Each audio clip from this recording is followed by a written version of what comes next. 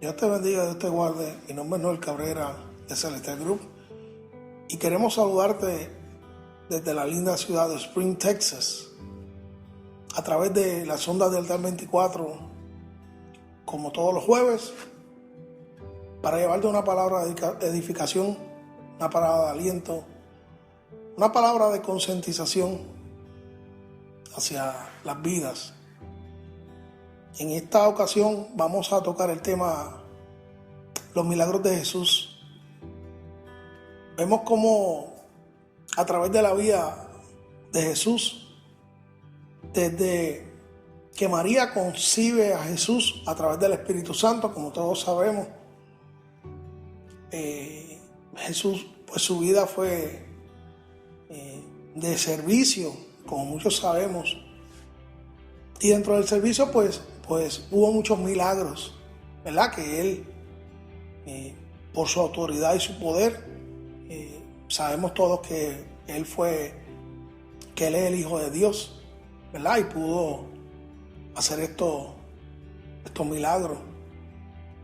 Pero vemos, como le dije, desde que fue concebido, empieza esta serie de milagros a ocurrir en su vida, ¿verdad? Su vida terrenal, y quiero decir, ¿verdad? Específicamente, vemos como Mateo 1, el versículo 18, dice: el nacimiento de Jesús fue así. Estando desposada María, su madre, con José, antes de que se juntasen, se halló que había concebido del Espíritu Santo. Y quiero tocar dos o tres, aunque sabemos que la palabra, a través de los 4 evangelios, ¿verdad? A través de Mateo, Marcos, Lucas y Juan, se toca los temas, ¿verdad? Los diferentes milagros que él hizo, ¿verdad? Algunos quizá tal vez con un poquito más de enfoque, ¿verdad? Cuando se escribieron estos evangelios, hay unos que quizás tal vez tocan los temas de los milagros y de su ministerio un poquito más, vamos a decir que le dan como más importancia, ¿verdad? A lo que él hizo, pero vemos, como le dije, a través de su vida, desde que él está naciendo, que ya empieza esta manifestación, esta serie de milagros a ocurrir, ¿verdad? En su vida. Yo me imagino que tiene que haber sido bien en un momento, ¿verdad? Antes que ellos supieran, ¿verdad? Por lo menos José, que supiera que él, ¿verdad? Estaba concebido y que él venía con un propósito bien chocante, ¿verdad? En su mente. Tenemos que ponernos en la mentalidad de él, porque imagínense una persona sin tener sexo, ¿verdad? Con otra, que su prometida salga a la luz, vamos a decir un par de meses antes de la boda. Tiene que haber sido bien fuerte, ¿verdad? Para José. Y pues vemos como la palabra nos relata después que el ángel se le apareció a José y que el ángel le explicó, ¿verdad? Que lo que venía, que lo que iban a hacer era el Mesías, y que venía con un propósito, y que venía como eso, como el Salvador del mundo. Entonces José pues decidió, ¿verdad? Seguir junto a María, ¿verdad? Y poder criar a Jesús, ¿verdad? Vemos que después que sucede esto, Jesucristo empieza a crecer, ¿verdad? A crecer como un niño normal. Vemos que lo cogieron María y José, ¿verdad? Lo educaron, ¿verdad? Lo educaron con la ley mosaica, ¿verdad? Lo educaron en su doctrina, ¿verdad? Y lo pudieron, ¿verdad? Darle, pues cuidaron de él, ¿verdad? Lo educaron. Vemos ya cuando a través de los años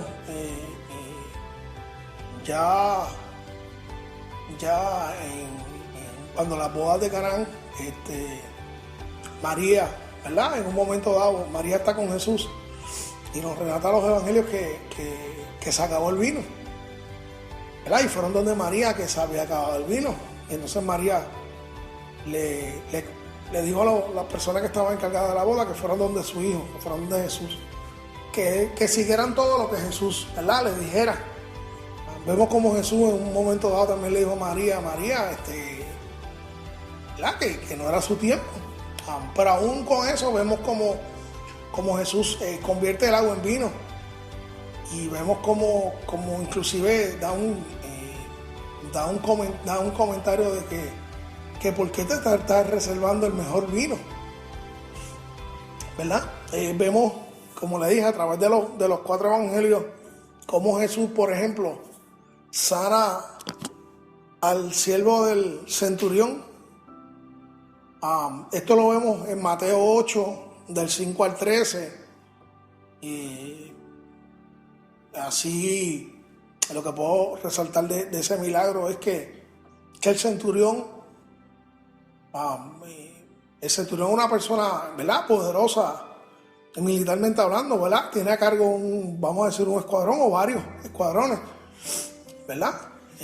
Y tanto fue la fe de ese centurión que Jesucristo dijo que sí, aceptó que iba a ir. Y él le dijo, no tienes que ir, simplemente di la palabra y eso se hará. Y entonces Jesucristo dijo que nunca había visto una fe tan grande, ¿verdad?, como la de él. Jesucristo obviamente pues dio la palabra, dio la orden, ¿verdad?, y se sanó. Vemos también Mateo 8, 14, 17, que sana la suegra de Pedro. Vemos al endemoniado gadareno, ¿verdad?, como Jesús con su autoridad echa afuera los demonios que estaban dentro de él, se va a un ático de cerdos, y los cerdos eventualmente se fueron al despañadero, ¿verdad?, y se murieron. Como en Marcos 1, del 40 al 45, sanó a un leproso. En Marcos 3, del 1 al 6, sanó a un hombre que tenía la mano seca. Marcos 5, del 21 al 34, Jesús sanó a la mujer del flujo de sangre. Esta mujer tenía una necesidad, ¿verdad? Ella venía por muchos años estando en periodo, y tenemos que entender que para esa época pues estar en periodo era estar inmundo, ¿verdad? Estar básicamente enajenado por sus costumbres, ¿verdad?, y por todo lo que requería, ¿verdad? Para esta mujer, aún Jesucristo estando rodeado de una multitud, ella se propuso, ella tenía como meta tan siquiera tocar su manto, y vamos a decir que se metió a la multitud, ¿verdad? No me lo imagino a ella tratando de alcanzar, ¿verdad?, como la meta, como aquellas personas que están corriendo, vamos a decir, un maratón, corriendo una carrera, ¿verdad?, como ahora que vienen las Olimpiadas en Río de Janeiro, en Brasil, tratando de llegar a esa meta, ¿verdad? Cuando digo meta, vamos a decir que yo lo que quiero, para que ustedes puedan entender, la meta era tocar, ¿verdad?, el manto de Jesucristo. Y con solamente eso, ella sanó, ella logró tocar el manto. Vemos que Jesucristo dice que gracia se desprendió de él. O sea que Jesucristo se dio cuenta que alguien había tocado. Imagínense cuán fue, ¿verdad?, Jesucristo el poder saber, ¿verdad?, de que alguien la había tocado entre una multitud, ¿verdad?, que me imagino que estarían quizás empujándolo cerca de él, tratando ¿verdad?, de acercarse, porque ya en esta etapa Jesucristo tenía cierta fama, ¿verdad?, cierta fama como profeta, cierta fama como una persona, ¿verdad?, que sanaba a los enfermos, ¿verdad? Y su fama, como dice la Biblia, a través de los evangelios, pues se fue regando, ¿verdad?, se fue esparciendo a través de, ¿verdad?, diferentes ciudades. Eh, vemos la alimentación de los 5,000. Tenían, esto lo podemos encontrar en Marcos 6, del 30 al 44.